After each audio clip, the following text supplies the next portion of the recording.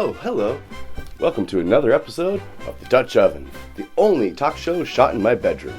We've got a hometown hero today on the show, a real true legend of rock and roll. I think you'll know who she is, probably because you read the title.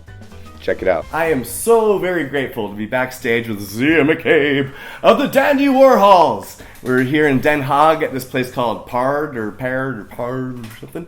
Anywho, it doesn't matter because I get to sit with Zia and ask her some questions. Yay! Yes, so thank you, Zia. I really appreciate it. Well, I first wanted to ask just a really basic question. Like, you've been at this for so long, and now you're on another European tour. Like, is the fire still, like, how do you maintain that fire for touring and all that jazz? Like, oh, girl. Do you? It's the fourth show in a row, I think, today, maybe tomorrow. Shorter tours. Oh, fair play. Shorter tours. Yeah, so instead of going out for 4 to 5 weeks, it's like 3 weekends is kind of the max. And then we don't hate each other. We don't have to break up. We don't have to, be hospitalized because our bodies are broken. And having enough time in between them where you get excited again. Because if you're not getting excited for the tour and you're miserable while you're on the tour, you're probably not doing it right. And we definitely hit that phase where I was like, I don't know if we are as happy on the road as we're saying we are in interviews. Not because we were lying, but you just say the same shit after a while, and you're like, is this still even true? Sure. And I was like, I don't think we're that happy. Wow, so we dialed it back until we have some genuine excitement to go on tour. Yeah. If that excitement's not there, then you maybe take a little longer break until the excitement builds again. Yeah, you gotta do it healthy. Balance. And last time I met you, you had your daughter with you on tour, so I'm sure that helps. I'm sure. It's really fun when she comes out. Yeah, she's at home being 19, but yeah, I do love when she comes out. Nice one. Well, speaking of back home, obviously, I'm a Portland native and very grateful to be so. And people who have never even freaking visited Portland seem to have a lot of opinions nowadays about our city, right? Oh, it's going to shit. Like, that annoys me to no end. Can you give me I think that was just propaganda to try to make a liberal like we can't have a liberal community, like we'll fall apart. Yeah, it was like 2 square block area, right? Yeah, and anytime there's a movement, there's going to be. I don't think that those protests were, anarchy by design or for the most part, but you always have some fringe people that don't even really care what the cause is. They're just angry and want to fuck shit up. Mm-hmm. And so, sure, you've got this, because we went to several of the protests. My daughter was really interested in going, so we had the masks with extra filters in them, and so we did it, and you see that, sure, there's a little bit of fringe violence. But even that I kind of understood because shit was fucked. It was really awful. People are mad. There's not enough money to live on. Healthcare is unaffordable and out of reach. College debt's never going to go away. Racism just seems to persist. Mm-hmm. So there was a lot to be upset about. And I'm sorry that Apple Store got all their windows broken.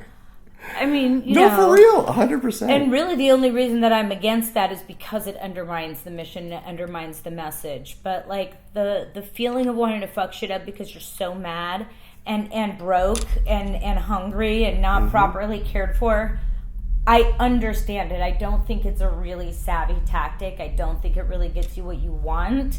The rage, I think, was warranted, and I understand that. Completely understand. As far as that being a pervasive reputation of Portland, I think there's a specific type of person that's pushing that narrative, and I think it's, the more extreme right wanting to undermine that, Portland's not a mecca, it's a dumpster fire, and, some people believed it.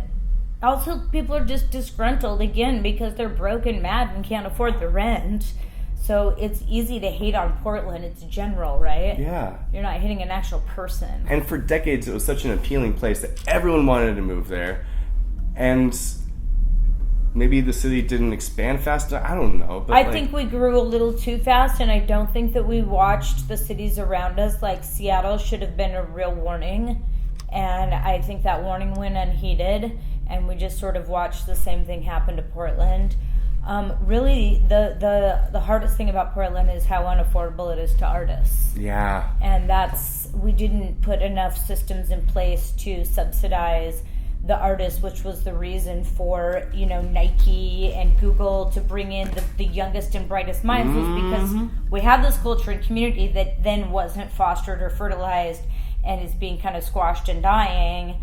And so we're losing our identity right now. There's the weirdnesses. We're on a bit of a risky kind of precipice, but some of it's changing, and there's people starting to realize you don't know what you got till it's gone. Yeah. And so if we can keep Live Nation out, and if we can protect, artists, collaborative spaces a little better, and if we can give art communities chances to buy property, subsidize that and encourage the sellers to give them a little more time to get some sort of a co-op going rather than just sell it to the first investor that comes along. So, there's some solutions there, but it's going to take a minute. Yeah, the institutional investors are not helping the situation at all. Every rule that gets changed ultimately helps them. Yeah. Fair None of that stuff's going to phase them. Yeah. It's going to phase the small investors. Squeeze them. Yeah, it's hard to watch. But Portland's awesome, and people saying it's not are lying. I just adore the city, and I will always hold it in my heart. And its surrounding nature. Yes. Oh my God, that's the whole point. I was showing my girlfriend recently the photos of all the insane nature, and for someone from the Netherlands that has no hills or mountains and stuff, I crave it. I crave it so deeply in my heart. Good. I crave it. I do. So good. Well, again, speaking of Portland, while we're on that topic, there's only been a few major bands that have come out of our. You're not originally from Portland, I get that, but you've adopted it. No, the band Dandy Warhols are, but you're from Battleground. Oh yeah, 45 minutes away. Yeah. I'm definitely not hailing from another city and calling Portland my home. It is my closest city. Yeah, fair play. So on that topic, there's only been so many bands that really blew up and kind of are associated with our town. For example, Everclear, Red Fang, the Dandy Warhols.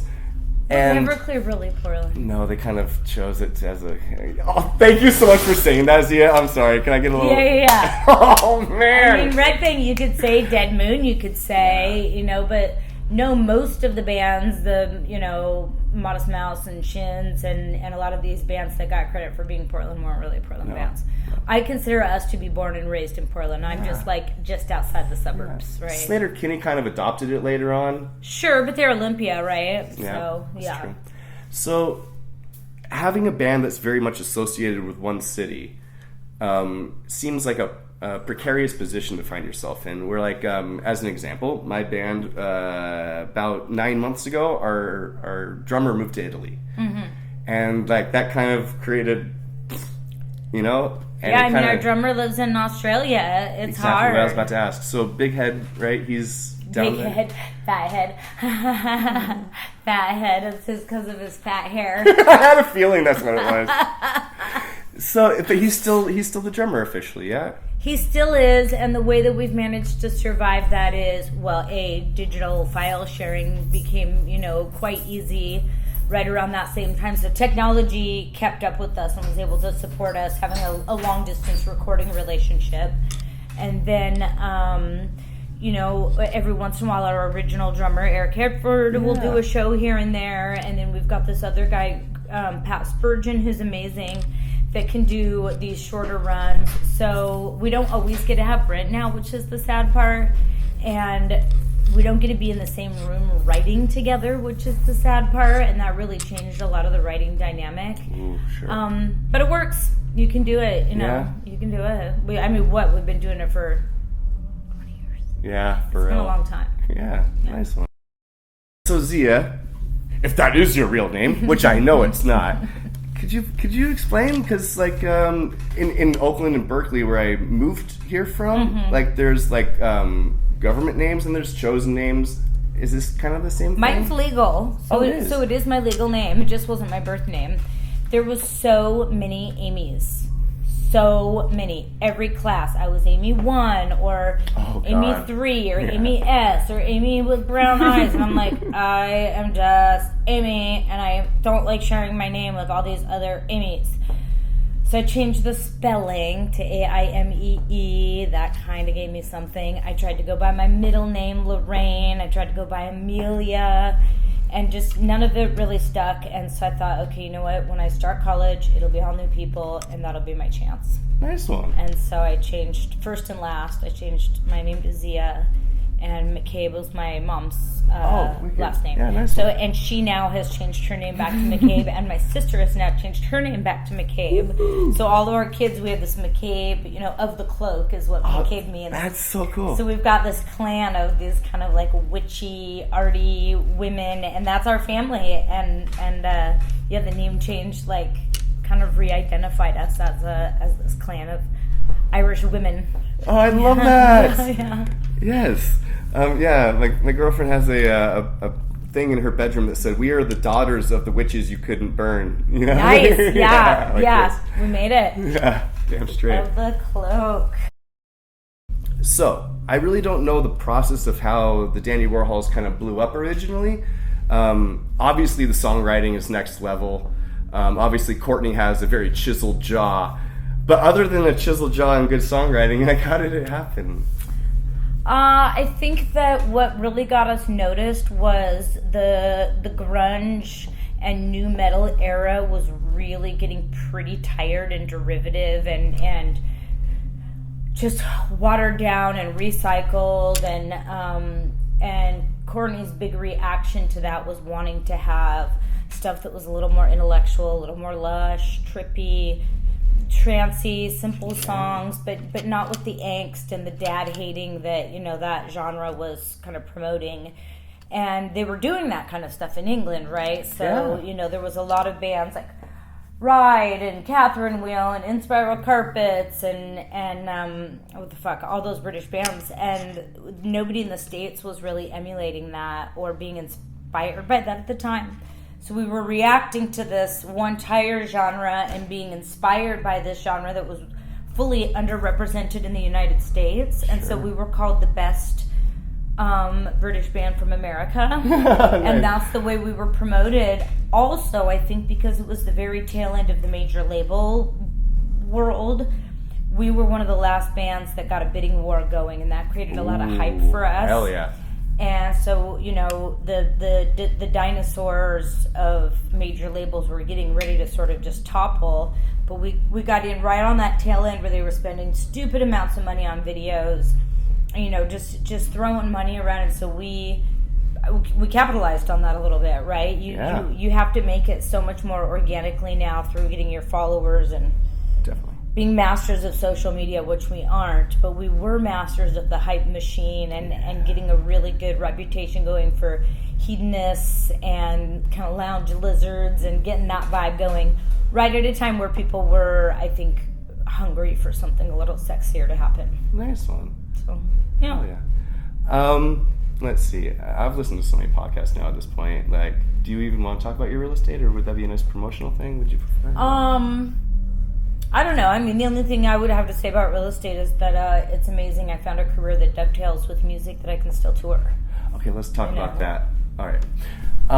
So I've been super grateful for my career as a tattooer because on my days off, I get to hire myself. Right. I get to do stuff like this. I get to have a band, all this kind of stuff, right? It gives me that luxury of time where I don't have the luxury of money necessarily, but luxury of time. Can you tell me a little bit about your career with real estate and how that has almost enabled the flourishing of your life in a way, I guess? Yeah, I mean, it really I've always had a side hustle. Partially I didn't like feeling, I grew up poor. I had to be, very independent. So relying just solely on the band for all of my income made me feel a little insecure. Sure. So I always had some sort of side hustle. DJing is one that I still do that's lasted quite a while. But, and we were really blessed to live on salary for years. So as that was as we realizing we wanted to tour less, and really that just bands weren't making as much money in general, Live Nation, everybody started taking bigger and bigger cuts. I had to figure out not just a side hustle, but how do I continue with the overhead I have? Not that we were rich or that our salaries were huge, but I've got a kid and a house Stability people who is depend everything. on me.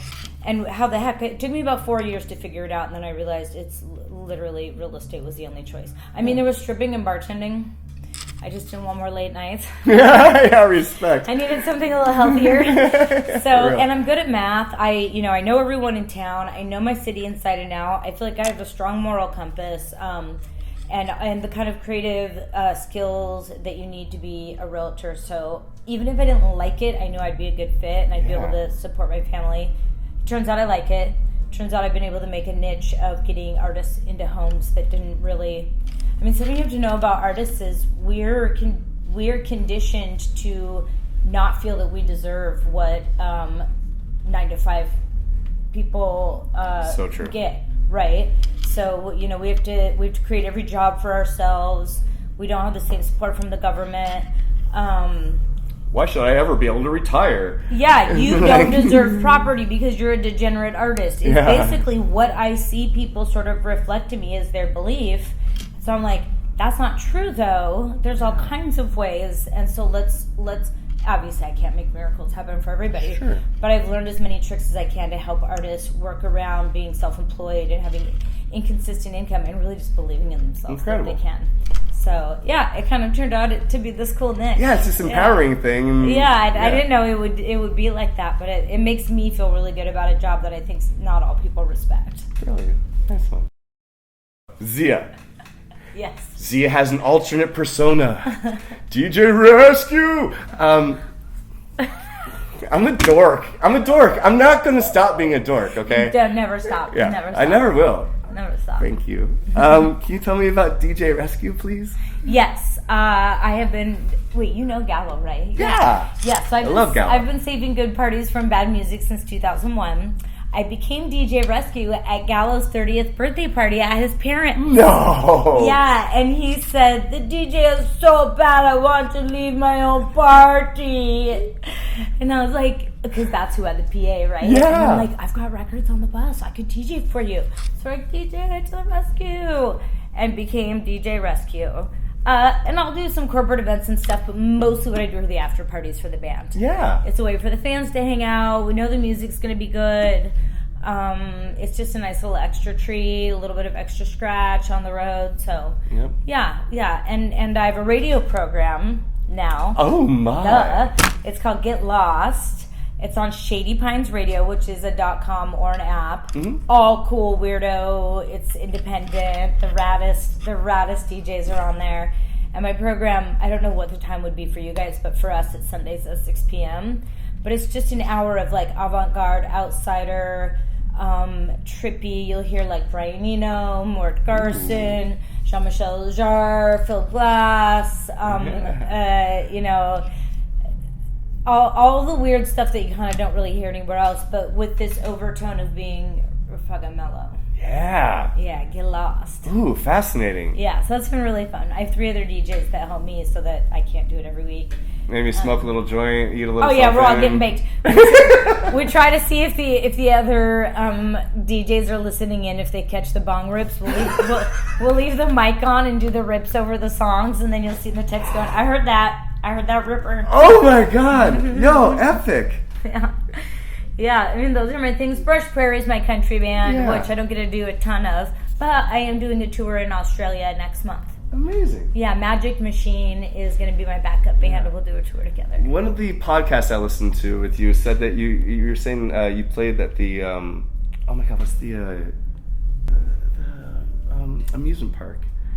Enchanted Forest? Enchanted Forest. You played the Enchanted Forest? Brush Prairie and Dandy Warhols did it. The festival was called The Great Idea. Oh, that's so funky. Yeah, so you're just in between the rides and the haunted house. Yeah. Dandy's played at the the Prospectors, like the gold mine. So yeah, that was cute. That was cool. Yeah, for our viewers not from Portland, the Enchanted Forest is, from what I understand, independently made. A dentist. It was just one guy with a dream. It was his passion project, and his kids had taken over. I actually have the vinyl of all the music that you hear at the Enchanted Forest. I played it on my last Get Lost. It's so good. Good tie-in. Brilliant.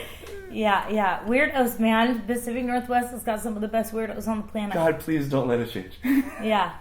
Same. I agree. Well, thank you so much for your time, Zia. Thank you for having me. For real, you are a wonderful friend and an awesome musician, and Thank you. I'm sincerely grateful to you. We'll enjoy the show tonight. I certainly will. And the DJ party after. Absolutely. Check out the Dandy Warhols. They've got so many good songs. They have albums that play are like best of, all right? So Yes. don't do yourself wrong. Do yourself right and listen to them. We both have bicycle tattoos. Oh, for real? Yep. Yeah, nice one. So cute.